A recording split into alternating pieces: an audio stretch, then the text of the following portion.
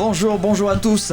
Ils fêtent leurs 30 ans cette année et après 10 ans d'absence, ils sont de retour. Le groupe de Port-de-Bouc Kanjarok. Bonjour Chaps. Salut Gilles. Bonjour Bibi. Salut Gilles. Comme ça fait plaisir de vous revoir. Le plaisir est partagé. Comme on se retrouve. Après 10 ans d'absence. Alors vous serez à l'usine à Istres la semaine prochaine pour fêter ce concert anniversaire samedi prochain le 23 novembre. 2 questions toutes simples. Pourquoi ce retour et pourquoi l'usine ? Alors le retour parce que on a eu une histoire, une longue histoire avec Kanjarok. Ça vous démangeait. Voilà, certainement. On a fait 20 ans sans discontinuer, quelque chose comme 1000 concerts et 6 ou 7 pays traversés avec ce projet musical. Et après s'être arrêté en 2009, on s'est dit c'est dommage de passer à côté cet anniversaire symbolique des 30 ans et quoi de plus naturel que d'aller à l'usine qui nous a accueillis pour la composition de plusieurs albums et qui est un des lieux phares de l'histoire de Kanja. 5 albums au total, au total, 20 ans. Tout à fait. Il faut pas oublier qu'on a des obligations aussi. Parce que ça va pas être un concert comme tous les autres, ça va être une réunion de famille. Donc voilà, on est obligé de se retrouver entre nous, avec notre public. Il y a un côté rassurant au travers de ce concert pour nous. Tu vois, parce qu'on fête nos 30 ans, mais en fait on en a bientôt 50, quoi, tu vois. Donc il faut quand même se le rappeler. Nous, ça nous rassure quelque part, se dire il y a encore du jus. Vous n'avez pas changé, j'ai vu les vidéos, quelques extraits, vous n'avez pas bougé. Ouais. Chaps, Bibi, toujours le même, toujours les mêmes. L'aventure donc a commencé en 89. Comment ça a commencé ? C'est une histoire de lycéens, de copains qui commencent dans leur garage et qui initialement a pas pour vocation à durer aussi longtemps. C'est même déraisonnable qu'un groupe de rock dure plus de 20 ans. Non, ça semble suspect. C'est pour ça que je me plais à dire qu'en fait on n'est pas un groupe de rock, on est un groupe d'amour, quoi. Donc tu vois, nous c'est une aventure humaine, quoi. Et pourquoi avoir arrêté en 2009 ? Il y avait un certain essoufflement, il y avait... En fait, comme toute entreprise, on va dire collective, humaine, on sait la fragilité de ces choses-là. On sait que être à 8 sur la route ou à 12 sur un projet comme ça, ça peut être compliqué. On avait fait le tour des choses finalement après 5 albums, être passé de autoproduit à signer chez une major Sony Music, puis indépendant, et puis 1000 concerts au compteur. Peut-être qu'on était plus prêt à faire l'effort de partir 3 jours pour aller faire une date à Charleville-Mézières ou à Sedan, bien même si on respecte Charleville-Mézières et Sedan. Mais en fait, voilà, passer autant de temps sur la route pour finalement être aussi peu de temps sur scène, on l'a fait. Et bien fait, mais on avait peut-être fait le tour de la question à ce niveau-là. Les chiffres sont assez impressionnants, tu le disais, plus de 1000 concerts à travers toute la France et même l'Europe. 5 albums, 8 sur scène, 3-4 techniciens. Kanjarok, c'était la grosse machine bouillonnante. C'était la famille. Non, mais quand on dit la famille, ça peut sembler galvaudé comme terme, puisque tout le monde parle de famille. Non, là, il y avait vraiment un fonctionnement familial et collectif. Et souvent, les organisateurs, les professionnels, nous voyaient davantage comme une équipe de sport.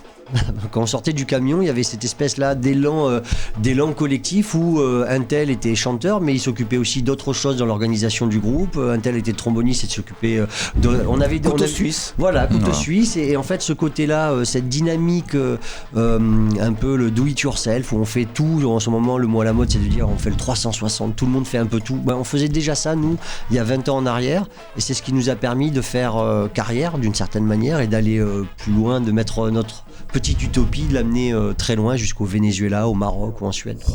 Belles aventures. En République tchèque. Puis après, ce qui était important aussi, c'est que cette histoire humaine, elle était un petit peu cimentée par nos valeurs, quoi. Et Kanja, c'est un groupe qui a des valeurs. Les gens qui entourent Kanjarok sont des gens qui ont des valeurs. Ça a donné plusieurs déclinaisons, notamment le Festival des Agglos, dont tu me parlais tout à l'heure, et qui a été une réaction en 2002 à la présence du Front National au second tour des présidentielles. Ça a fédéré énormément de personnes. Ça a suscité des vocations chez certains. Ça a fait en sorte que des personnes qui n'étaient pas amenées à se fréquenter convergent vers un projet commun. C'est un peu tout ça. C'est toutes ces choses réunies qui font que Kanjarok existait, que tout ce qui est autour existait, et que ce côté humain était là. On va parler des Agglos dans un instant. On va écouter un extrait, évidemment, et on se retrouve juste après. Chaps, Bibi, le groupe Kanjarok, nos invités aujourd'hui dans le Grand Bazar sur Maritima. Trop d'inégalité.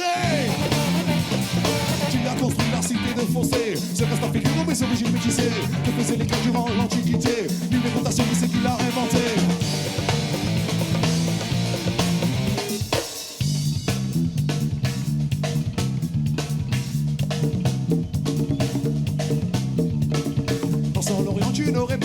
monter, toute la thune que tu as amassée, ta campagne bien sûr elle est bien profilée, pour les que tu les désespérés, tu as su convaincre donc récupérer, la mission est facile, à manœuvrer, analyse ton bon s'entend pas de quoi se glorifier, on ne le déchire mais tu fais mais de le cacher, on te sur temps de profiter de la pauvreté, pour moins que ça va en brûler, on te sur temps de profiter de la pauvreté, pour moins que ça va en brûler, on te sur temps de profiter de la pauvreté, pour moins que ça va, Ils fêtent leurs 30 ans cette année, ils sont de retour après 10 ans d'absence. Nos invités, le groupe Ganja Rock avec Chaps et Bibi. Alors le concert, on en parlait tout à l'heure, le concert c'est à l'usine ce samedi 23 novembre. Il y a déjà, je crois, beaucoup de réservations et des spectateurs qui vont venir des 4 coins de France. Et peut-être même d'ailleurs. Oui, parce qu'en fait, on a déjà des témoignages via les réseaux sociaux. C'est un peu ça aussi la nouveauté par rapport à notre histoire dans les années 90. Oui. C'est très peu développé ça, les Facebook, les Instagram. Ça n'existait pas du tout. Et donc on avait le seul retour qu'on pouvait avoir, c'était en sortie de scène et puis après par les lettres qu'on pouvait mettre auprès de nos fans. Là aujourd'hui, il y a les réseaux sociaux, il y a un rapport assez instantané et on a sorti depuis quelques mois déjà la boîte au trésor avec tous les souvenirs et on a des publics de Bretagne, de Catalogne, de Toulouse, des Alpes, d'Apt, d'un peu partout qui nous donnent des témoignages assez touchants et on se rend compte que en fait ils nous parlent de Ganja Rock mais surtout ils nous parlent d'eux. Et donc il y a cette dimension, on fait partie de leur histoire en fait. On est associé, on n'a pas fait de gros tubes comme Tomber la chemise pour Zebda ou des choses comme ça. En revanche, on est accroché à leur mémoire par des concerts et on était connus pour être un groupe scénique où ça virevoltait dans tous les sens, ça sautait dans tous les sens et le public vivait une expérience à un moment, un instant assez particulier en venant voir les concerts de Ganja Rock. Et c'est ce moment-là qui est accroché à leur mémoire et ils nous en font le retour. Et donc c'est très touchant et quand les gens nous disent ok on prend nos billets d'avion et on vient de Bretagne pour voir votre reformation, il y a un côté émouvant. C'est pour ça que vous proposez aussi un tarif très attractif. Oui, c'est le projet, hein. De toute façon Ganja Rock on fait de la musique populaire, c'est notre public qui est populaire et mélangé, donc on a insisté auprès de l'usine pour que le prix soit à 8 € pour que ça permette de rassembler le plus de monde possible. On n'est pas dans une c'est un challenge de toute manière parce qu'à un moment donné il n'y a pas d'actualité sur Ganja, il n'y a pas d'album à défendre, il y a rien quoi. On a juste l'envie de fêter nos 30 ans quoi, c'est tout. Mais est-ce que justement ce sera qu'un one shot ou il y aura peut-être une suite Ça c'est du teasing là, tu nous fais faire c'est-à-dire qu'on verra déjà cette date là anniversaire est vraiment très très symbolique puisqu'on est en 2009, ce sont vraiment les 30 ans du groupe. Si on se comporte bien, si le public nous fait un retour comme quoi on n'a pas trop vieilli, on n'a pas trop les tempes blanches et on est encore physiquement à la hauteur sur scène, peut-être qu'on imaginera des choses pour 2020, mais la date anniversaire à l'usine c'est vraiment c'est vraiment le 23 novembre, les 30 ans.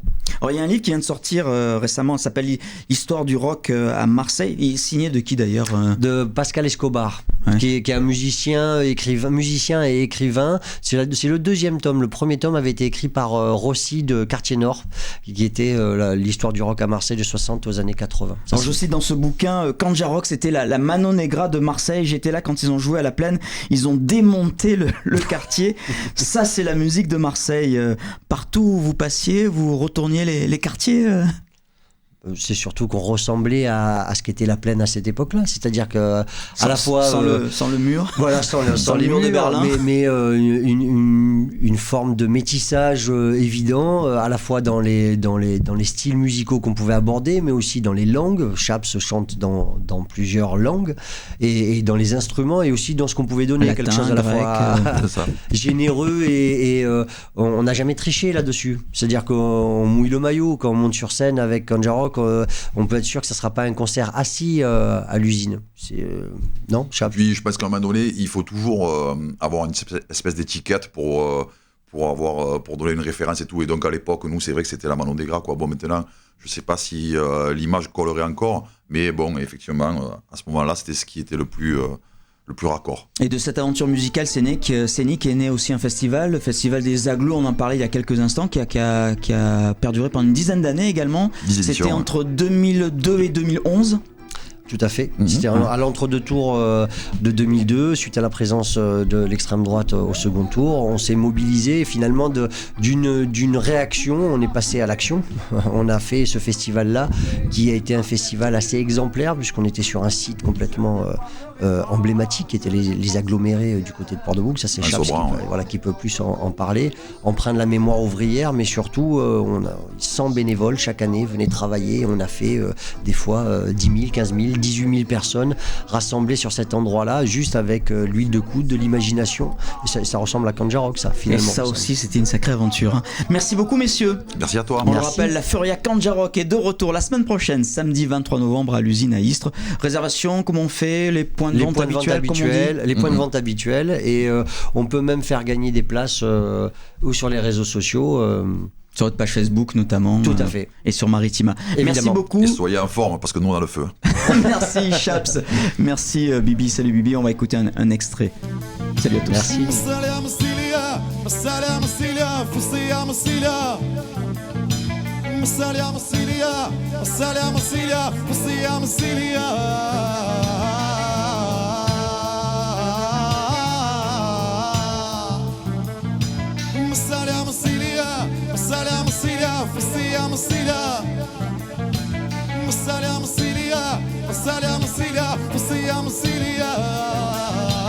Ok Marseille, tu es bien là.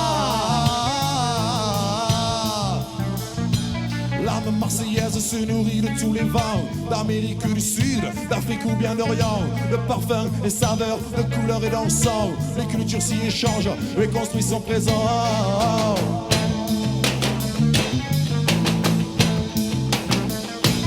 L'âme marseillaise se nourrit de tous les vents, d'Amérique du Sud, d'Afrique ou bien d'Orient. De parfum et saveur, de couleurs et d'encens, les cultures s'y échangent et construisent son présent. L'âme marseillaise se nourrit de tous les vents, d'Amérique du Sud, d'Afrique ou bien d'Orient.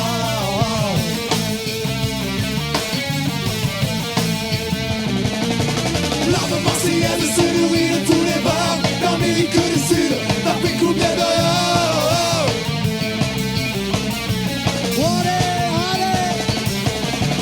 L'âme marseillaise se nourrit de tous les vents, d'Amérique du Sud, d'Afrique ou bien d'Orient.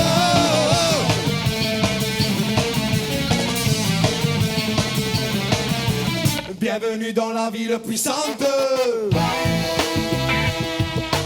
Bienvenue dans la ville puissante. Marseillais qui court, qui court. Bienvenue dans la ville puissante.